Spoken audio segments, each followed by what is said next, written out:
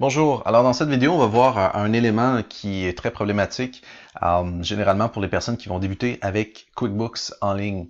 C'est associé au concept de facture et de reçu de transaction. À défaut d'avoir le meilleur terme, parce que là on fonctionne en anglais, la version en français, c'est des termes un peu différents. Alors, qu'est-ce qu'on voit ici? C'est que généralement, pour inscrire la facture, disons une facture fournisseur qui va avoir des termes de paiement, on va aller dans facture et ici ça va être bill dans ce cas-là.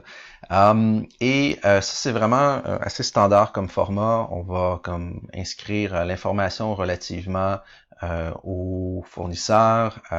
Comme là, on va sélectionner un fournisseur par défaut.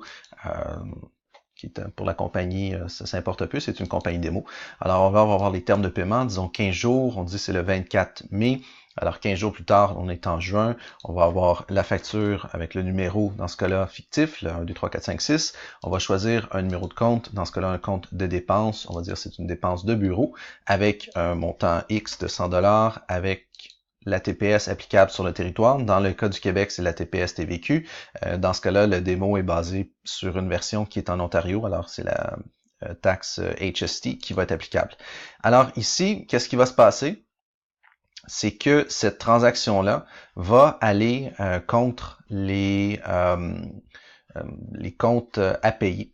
C'est-à-dire que l'écriture comptable va générer une écriture qui va dire au système, cette facture-là est à payer, c'est pas à payer maintenant parce qu'on a le terme de paiement net 15 jours. Alors, si on la sauvegarde, on va voir un peu qu'est-ce qui va se passer. C'est que on va aller maintenant dans les écritures. On va aller dans un aspect un peu plus comptable et technique, mais c'est important de voir ça. Je pense pour ceux qui sont plus habitués à la comptabilité, disons avec les écritures comptables, ça va vous parler un peu plus. Alors ici, qu'est-ce qu'on voit? C'est les comptes payables, accounts payable, il y a 113 la dépense 100 plus les taxes, on a 113 Alors, qu'est-ce qui arrive ici, c'est que le 113 ça devient un payable. Et là, ça va affecter les comptes auxiliaires. Là, par rapport à ça, on a ici une transaction qui sera payée dans le futur. Qu'est-ce qui va arriver très souvent comme erreur, c'est que les gens vont, dans les comptes de dépenses, attribuer une facture, un reçu de facture.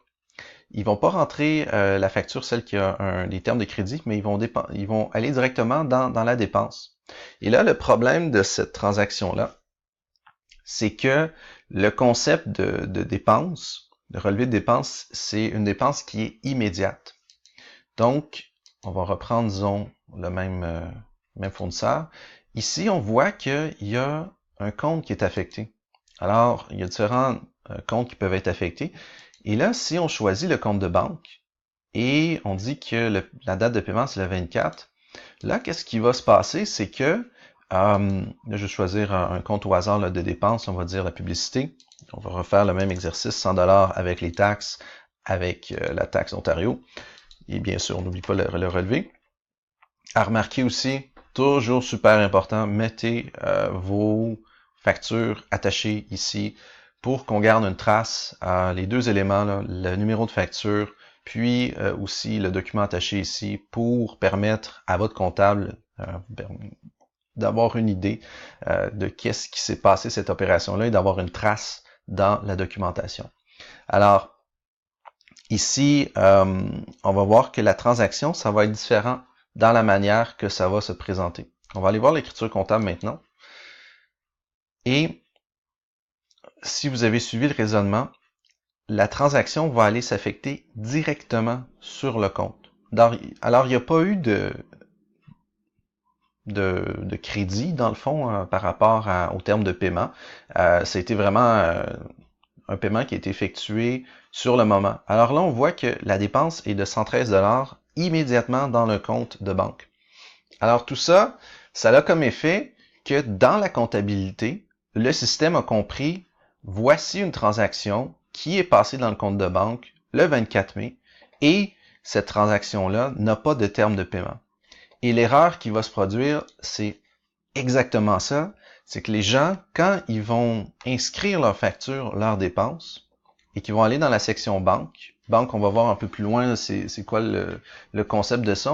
Je fais l'hypothèse que vous avez déjà travaillé un peu avec ça, mais si vous avez jamais travaillé, il va y avoir des vidéos par la suite qui vont vous expliquer un peu c'est quoi le concept de banque, qui est dans le fond, rapidement, c'est la synchronisation de la banque avec le compte de QuickBooks en ligne.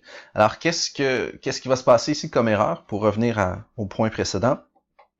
C'est que les gens vont sélectionner une opération et ils vont refaire la même chose. Ils vont dire, voici une dépense qui est appliquée à une dépense X, là, on va dire un compte de dépenses, n'importe lequel.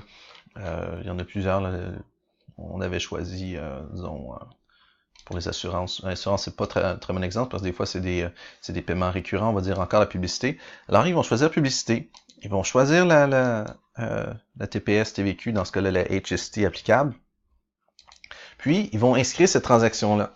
Alors, si vous avez suivi le raisonnement, là, d'un côté, il va y avoir cette opération-là qui va apparaître parce qu'elle est générée par la banque. Et de l'autre côté, ici, de l'autre côté, je veux dire les comptes auxiliaires, il va y avoir une autre opération. Et alors, on se retrouve avec un doublon. Et ça va arriver très souvent que mes clients, quand ils vont se présenter à moi, ils vont avoir comme 200, 100 transactions, des fois même 500 ou des chiffres beaucoup plus élevés, 2000 à l'occasion, qui va faire que toutes les opérations qui sont dans la section banque vont jamais être traitées, puis la comptabilité va exister seulement dans les comptes auxiliaires.